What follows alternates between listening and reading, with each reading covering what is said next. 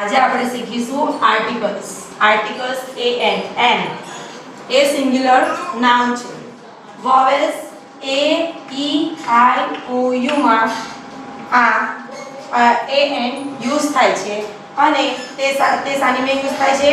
કોઈ પ્લેસ હોય, કોઈ થિંગ્સ હોય યા એનિમલ્સના નામ સાથે એ એન નો ઉપયોગ કરવામાં આવે છે. ચલો તેના લગતા આપણે એક્ઝામ્પલ જોઈએ. It is black animal. તો એ તે vowels છે. તેના માટે ત્યાં અહીં આગળ આવશે આન્સર and. E તે શું છે? vowels છે. તેથી અહીં આગળ a and મેળવવામાં આવશે.